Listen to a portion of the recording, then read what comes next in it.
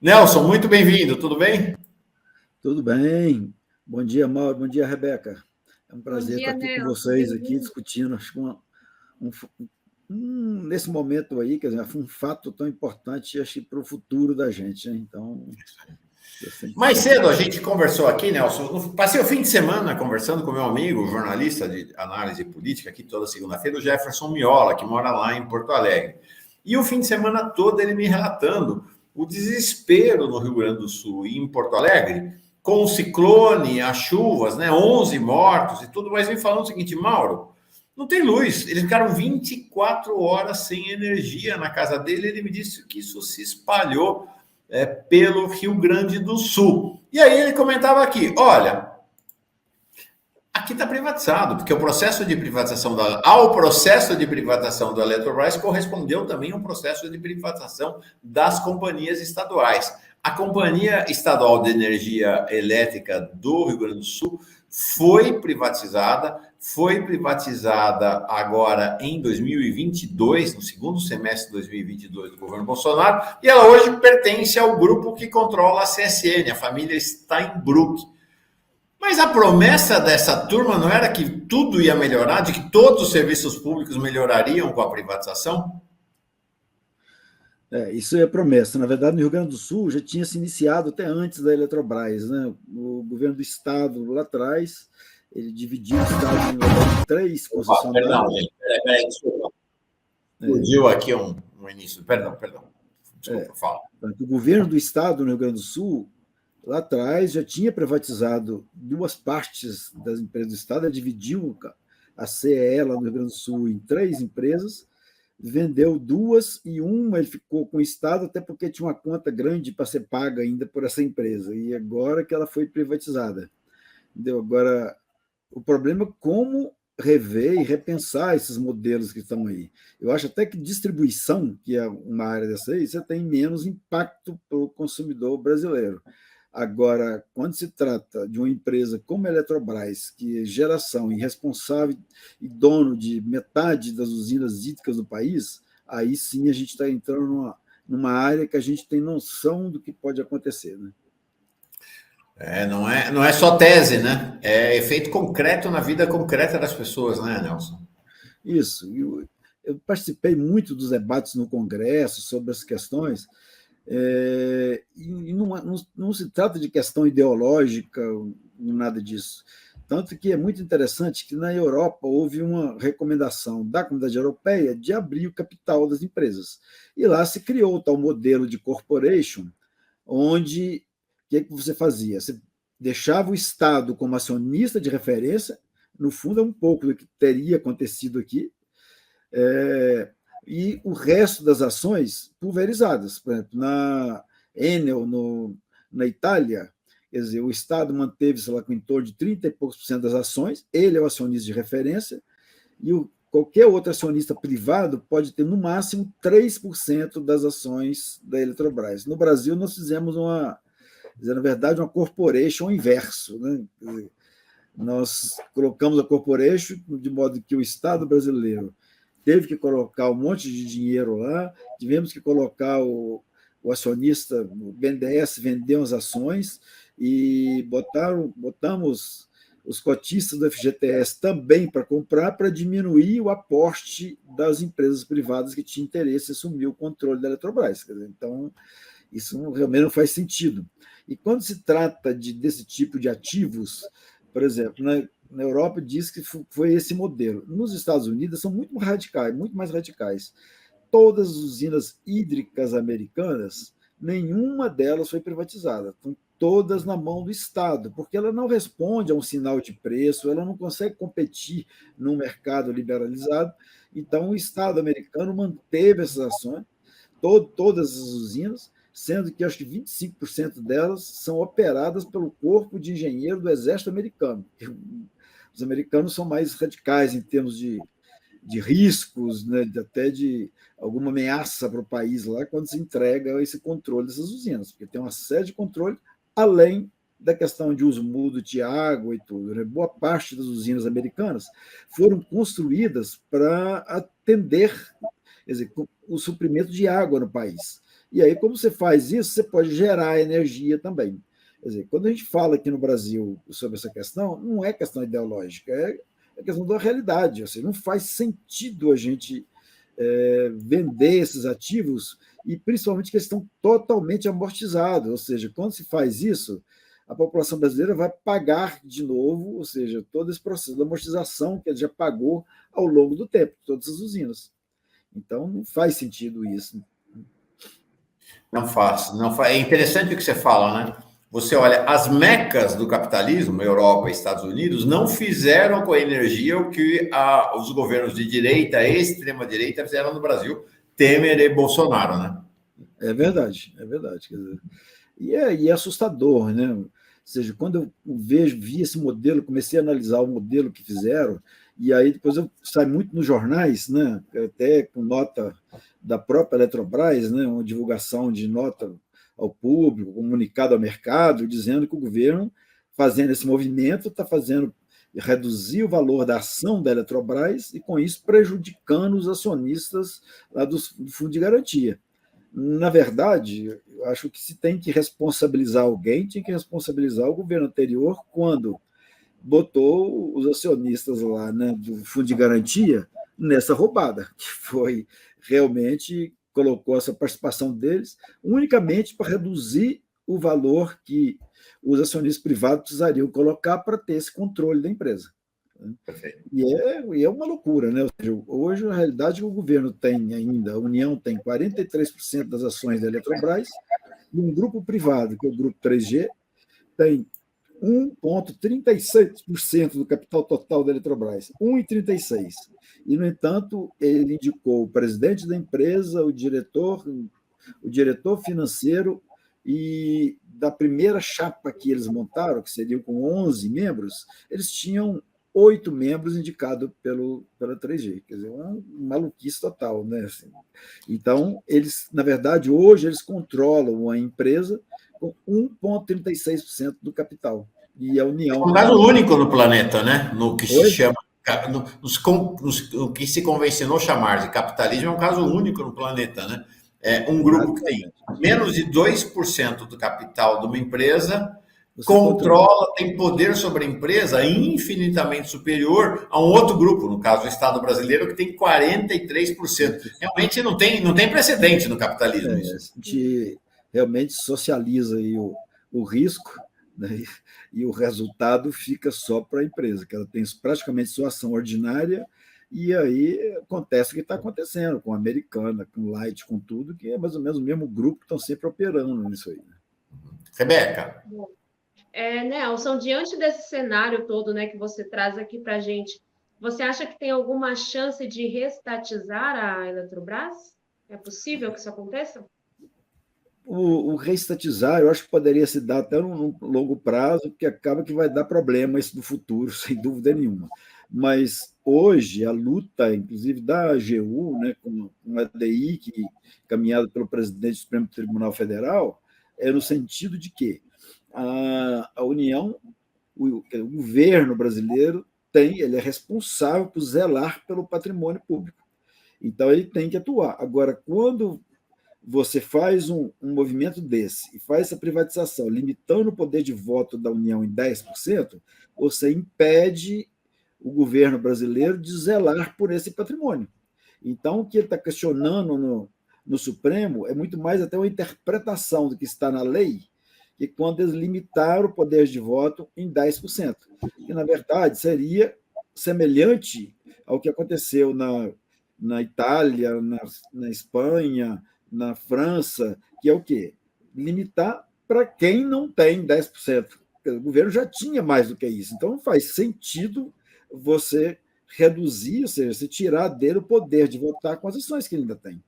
Se você quisesse, poderia ter feito um aumento de capital, um segundo aumento de capital, e aí botaria isso na realidade. Ou seja, poderia falar, não, querem que o governo só tenha 10%? Então tá bom. Então, faça um aumento de capital maior, mas eu calculei esse número.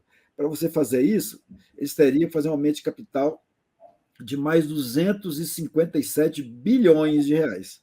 Só que nenhum empresário privado estava disposto a fazer isso. Então, colocaram, quer dizer, criaram um modo de fazer isso, que é a tal da modelagem de privatização, aonde ele, colocando quase recurso nenhum, ele limitou, né, pelo modelo que fez, o voto do governo em 10%. Isso aí eu acho que eu tenho mais esperança de que o governo possa vencer esse embate no Supremo Tribunal e que permite aí, pelo menos, o governo zelar pelos 43% que ele tem da Eletrobras. Nelson, a questão da energia está no centro de todos os temas de todos os governos, né? E aí, agora, a questão da energia vinculada ao tema ambiental. Está no centro de todas as guerras também, né? O controle das fontes de energia é algo absolutamente crucial para os governos e os povos. E me parece que a gente estava com uma jornada aqui no Brasil, que era você ter duas grandes empresas de energia, Petrobras e Eletrobras, que cada uma partindo de um lugar diferente, né? A Eletrobras partindo basicamente das fontes hídricas para geração de energia e a Petrobras das fontes fósseis, ambas convergirem para se tornarem empresas de energia de largo espectro, explorando todas as fontes energéticas. A Petrobras tem chance de fazer esse caminho? A Eletrobras tem chance de fazer esse caminho agora privatizada? Como é que você vê esse cenário, pensar a energia do ponto de vista da estratégia do país, né? Eu acho até que esses grupos que prepararam, no fundo, a privatização da Eletrobras começou lá em 2017. Em 2017, você tinha uma realidade completamente diferente que nós temos hoje. A tal da transição energética já está, de fato, acontecendo aqui no Brasil. Principalmente no Nordeste brasileiro, é muito impressionante quando você vê o crescimento das fontes eólica e solar. Então, isso é uma realidade. Eu vou lá para o Piauí e fico impressionado. De fato, eu tenho um filho que mora lá. Você vai costeando, a costa do Piauí é desse tamanho assim, mas toda a costa do Piauí... É uma costa pequenininha, né? E não é tanto... Mas é assim, são milhares de pás girando da energia eólica e você vai por aí, a energia solar... por incrível que pareça, a Alemanha ainda tem mais energia solar do que o Brasil. Incrível, né? Exatamente. Mas está se espalhando muito fortemente. Né? Não, muito, muito, muito rápido. Se você olhar, por exemplo, na página da ANEEL, lá tem uma tabela que vê lá o que tem de expansão de energia no Brasil nos próximos anos. Se você olhar lá até 2028, hoje, só de solar, tem pronto para ser construído, não vai ser construído porque não tem nem mercado para isso. O que a gente chama tem 100 gigawatts de energia. Para você ter uma ideia, hoje a nossa capacidade total é uns 200 gigas, ou seja, metade de tudo que já construiu no Brasil. Só de energia solar? Só de solar.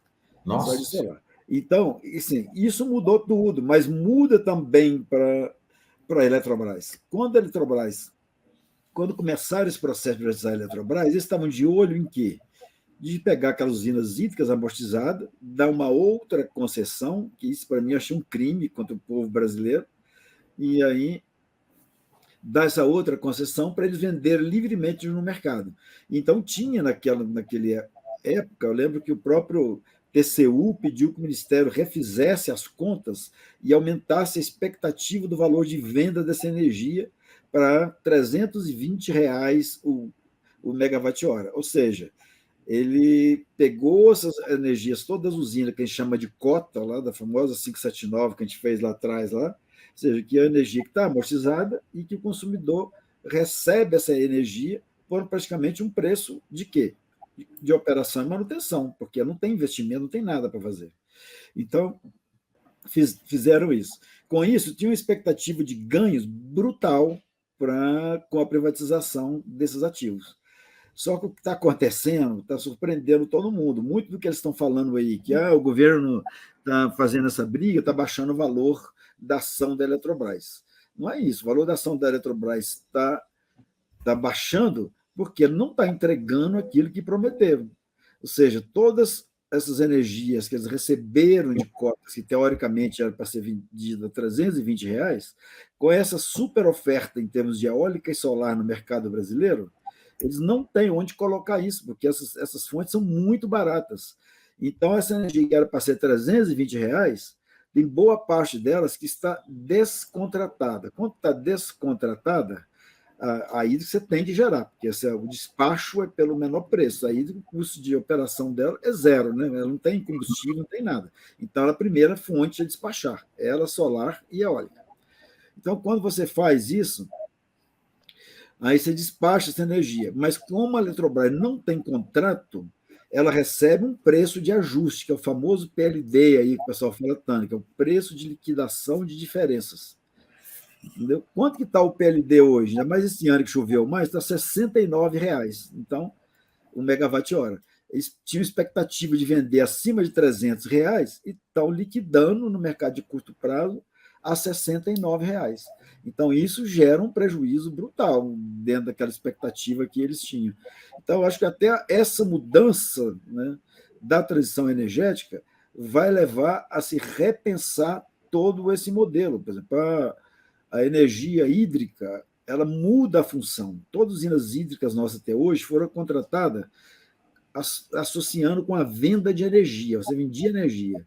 Hoje, muito mais importante que vender energia, você vai usar os reservatórios hídricos como baterias dessas fontes, eólica e solar, e aí no Nordeste isso já está acontecendo de forma acentuada, porque hoje, para você ter ideia, só a eólica sozinha atende a carga do Nordeste todinha.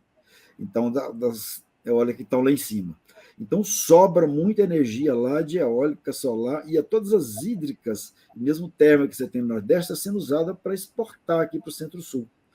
Então, na hora que você tem esse cenário, o que está acontecendo? Eles não têm onde julgar essa energia que eles estão gerando lá, então estão gerando em excesso. O que eles fazem? Essa energia acaba que eles seguram a geração nas usinas hídricas para poder armazenar nos reservatórios e, com isso, equilibrar e organizar o setor com fornecimento de eólica e solar. Só que quando você faz isso, a empresa que comprou isso para vender energia, ela não vai poder vender energia. Por isso que estão vendo muita discussão da Eletrobras, que ele quer receber pela segurança energética, não sei o que, só que isso é difícil de fazer. Eu acho que esse cenário vai ter que mudar. Então, o próprio modelo, que teoricamente era maravilhoso para essas empresas que compraram a Eletrobras, se não, e isso depende totalmente do governo, se não modificar o próprio modelo que a gente tem hoje de comercialização de energia, a Eletrobras pode ir à falência. Pois é, impressionante. Privatizaram para levar a Eletrobras para a falência. É impressionante. Eu acho que eles não pensaram nessa hipótese, porque eles estavam pensando no lucro brutal que teriam. Eles não se deram conta que estavam pegando uma empresa no meio de um processo de transição energética e que isso aí implicaria, na verdade, repensar todo o modelo. Eles estavam achando que eles acharam que compraram uma vaca leiteira, quando, na verdade, compraram uma empresa que está no contexto de uma transição de paradigma, né? Exatamente. A gente tem visto isso na Europa, nos Estados Unidos, nesses estados que tem muito isso. Está mudando tudo. Lá, por exemplo, toda a energia nova, lá não tinha nem como o Brasil, que você faz um leilão, contrata energia, um contrato aí de médio e longo prazo, para poder implantar. Lá o cara implanta a usina pelo custo marginal, ou seja, quanto que está o custo marginal da energia? Está 150, R$200 megawatt-hora. R$200 megawatt-hora compensa para eu fazer uma usina solar eólica, porque eu remunerarei o meu investimento. Então, eles constroem. Só que com essa mudança de solar e eólica, assim, referência para expansão, como já está acontecendo também no Brasil, na Europa, principalmente onde tem muita eólica, Portugal, Espanha, Irlanda, uma série de países europeus, o que está acontecendo é que o custo marginal tende a zero, ou seja, quando você tem essas fontes, entendeu? Porque ela não gasta combustível, não gasta nada, é só o vento. Então, a tendência é baixar. Então, lá também, eles estão tendo que rever todos esses modelos de expansão do setor, e no Brasil vai acontecer isso também. Ou seja, a nossa usina hídrica, que era a mais barata que tinha, já não é mais. Então, eles não conseguem botar essa energia no mercado, porque eles não conseguem competir com solar e eólica. Rebeca. Agora, Nelson, você falou há pouco sobre essa questão da revolução da matriz energética, né? E o relatório da Agência Internacional de Energia mostrou que o investimento em energia limpa está ultrapassando o gasto com combustíveis fósseis, né? Para cada dólar Sim, investido sim. em combustível, 1,7 está indo para essas energias renováveis. De que forma o Brasil pode surfar nessa onda, na sua opinião? No Brasil, no mínimo, como eu falei, nós temos que repensar esse modelo de comercialização no Brasil e até dar um jeito de travar algumas iniciativas do próprio Congresso, que articulou. Por exemplo, no próprio processo de privatização da Eletrobras, vieram juntos os famosos jabutis. Esses famosos jabutis incluíram, por exemplo, 6.000 megawatts de térmicas construídas no Norte e Nordeste e, o pior, térmicas inflexíveis, não tem mais espaço para aqui. Ou seja, se no Nordeste e Norte sobra toda essa energia, quando eu coloco 6.000 megawatts de térmica inflexível, significa o quê? Significa que eu vou ter ou que construir, duplicar a malha de transmissão nossa para exportar essa energia de lá para cá, porque hoje o Nordeste é exportador de energia permanentemente para o Sul-Sudeste. Então, quando eu coloco isso, coloco umas térmicas dessa lá, isso não faz qualquer sentido para o nosso país hoje. Quando eu faço isso, ou eu vou ter que construir muito mais linhas de transmissão, ou vou ter que fazer é desligar eólica e solar para poder escoar uma Nossa, térmica a gás natural, que é uma estupidez completa, ou seja, uma completo, né? energia que eu gero com custo zero, né, ela já está implantada lá, eu não pago pelo vento, não pago pelo sol, e eu vou ter que desligar usinas eólicas. Aliás, mesmo em 2021, quando a gente estava na iminência de um apagão aqui no Brasil, o Nordeste ainda, todos os dias, desligava mais ou menos uns 700 megawatts de usina eólica, porque não tinha espaço mais no sistema de transmissão para jogar isso para o Centro-Sul. Agora, imagina, se fazer 6.000 megawatts lá, é 6.000 megawatts que eu não tenho onde alocar isso no sistema. Então, isso tem que ser mudado. Ou seja, não tem sentido um negócio desse. Ou seja, então, nós vamos ter que rever tudo isso e o governo vai ter que se debruçar em cima disso, fazer uma grande assim, uma audiência pública nacional para rediscutir todas essas questões e realinhar todo esse nosso modelo, porque hoje já não faz mais sentido tudo que a gente tem aí. Interessante, porque você está freando as fontes energéticas limpas e de custo baixo, quase irrisório, e continua usando fontes de energia sujas e de alto custo, né? É um negócio... Exatamente, é uma insanidade. E que não tem onde julgar no sistema, ou seja, eu tenho que duplicar a capacidade de transmissão, tudo, ou desligar essas fontes baratas. É uma insanidade completa, né? Não tem o menor sentido isso. Nelson, então, estamos conversando aqui, é uma conversa muito, muito instrutiva mesmo, com o Nelson Hubner, que foi ministro de Minas e Energia no segundo governo Lula e diretor-geral da ANEEL, Agência Nacional de Energia Elétrica, de 2009 a 2013. Então, dona Dilma Rousseff, nossa presidenta, tinha razão quando falava de estocamento, né? O pessoal tirou muito sarro. Exatamente. Ela tinha total razão de falar em estocamento, não tinha? É gozado que eu até achava graça quando saiu isso aí, todo mundo explorava muito, criaram um monte de memes dela falar que estocamento, mas o que está acontecendo no Brasil, já verdade que eu acompanhei, por exemplo, desde 2014, quando começou essa crise hídrica brutal da gente, 14 até 21, então uma crise hídrica inimaginável no Brasil. Desde esse período todinho, o que o Nordeste está fazendo é estocando vento. Aliás, vento e sol agora. Uhum.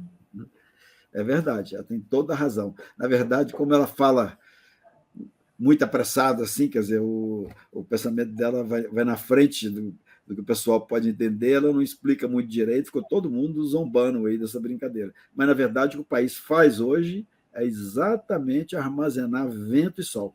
Só que os sistemas nossos vão ter que ser adaptados para essa realidade. Então, mudou tudo. E, Nelson, mais uma questão. Deixa eu só trazer duas questões aqui. Primeiro, da Maria Lúcia Ascencio Pereira, nova membro aqui da Pós TV Fora. Já estamos com 5 novos membros e membras hoje. Muito obrigado, Maria Lúcia. Muito bem chegado. Nelson, O Carlos Augusto de Bonos Cruz traz a seguinte questão. Na realidade, eles querem privatizar as águas. O início é o controle dos grandes reservatórios e suas águas. É isso mesmo, Nelson? Porque, na verdade, a usina hídrica está associada a uso múltiplos da água e, unicamente, inclusive, para o setor elétrico, ela ficou muito mais importante do que gerar energia, ela regular todo o sistema. Então, no fundo, é isso mesmo. Quando você entrega essa energia, você está entregando o controle do uso da água. E é por isso que os americanos nunca privatizaram as suas usinas hídricas. Todas as suas usinas hídricas estão na mão do Estado, são reguladas e tem um modelo muito mais radical do que o Brasil fez lá quando renovou as concessões antigas aí, que é o quê? É uma tarifa pelo custo. São todas empresas públicas que operam aquilo e é uma tarifa definida pelo regulador americano, tarifa pelo custo, e direciona essa energia mais barata para quê? Para populações de baixa renda, para projetos industriais estratégicos que o país tenha, para tribos de índio, ou seja, essa energia que é extremamente barata, ela é direcionada para projetos sociais e também industriais de interesse do país. Então, perfeito. Mais uma última questão delicada, inclusive porque é um debate no interior da esquerda em relação à questão das energias fósseis e do petróleo, nesse momento em que, a rigor, não se sabe ainda, né? Fala-se da possibilidade de uma nova fronteira do petróleo lá na região da Bacia Amazônica, mas nem se sabe se de fato tem petróleo lá, né? Precisa primeiro começar a explorar. A palavra transição quer dizer o seguinte, você está saindo de um lugar e indo para o outro, então você não mudou ainda, né? Você está na mudança. Então, evidentemente, não dá para abrir mão do petróleo. Mas será que já está na hora de começar a colocar um pé no freio da exploração dos combustíveis fósseis, do petróleo, em particular, ou ainda não? Qual a sua visão sobre como operar, né, essa transição, fazendo o equilíbrio das diversas fontes de energia? Eu nunca discuti realmente essa questão com a Petrobras sobre, ou seja, o que você já tem em processo de exploração, inclusive no pré-sal, a capacidade exploratória daquilo ali, mas o que eu sei é que muitas daquelas fontes ali, chega uma hora que vai exaurindo, não tem mais aquilo ali. E eu acho que para o país nosso, se ele quiser, quer dizer, criar uma renda do petróleo, é agora também, né? Porque cada vez mais isso vai diminuir. E o petróleo vai mudar muito a utilização dele, e é transição mesmo, como você disse. Então, eu acho, por exemplo, o próprio gás natural, que é um derivado de petróleo mais limpo, ele, para mim, é transição. Quer dizer, jamais poderia ser contratado, como fizeram os projetos de lei da Eletrobras, que para fazer uma usina térmica inflexível, ou seja, ela gera 24 horas com a capacidade toda. Isso é uma loucura, isso não faz o menor sentido para a realidade atual do país. Legal. Nelson Huber, aqui com a gente, um dos maiores especialistas em energia, em geral, em energia elétrica em particular, mas deu para ver, sabe tudo de energia elétrica, energia eólica, energia solar. Nós vamos escutar Nelson Huber mais vezes aqui. Ele que foi, como eu disse, ministro das Minas e Energia no segundo governo Lula e depois diretor-geral da ANEEL de 2009 a 2013. Nelson, gostei demais, aprendi muito nessa conversa contigo. Vou te convidar mais vezes aqui, acho que vai ser bem legal. Será um prazer, Mauro. Acho que a gente já chega numa idade que eu não estou aí na ativa, mas a gente fica estudando a vida inteira, a gente quer contribuir para melhorar um pouquinho o país, né? O que for possível discutir, colocar e tudo, na tentativa de ajudar nesse processo, eu estou sempre às ordens. Legal. Obrigado. Obrigado a você. Um abraço, Mauro. Um abraço, Rebeca. Abraço, até mais.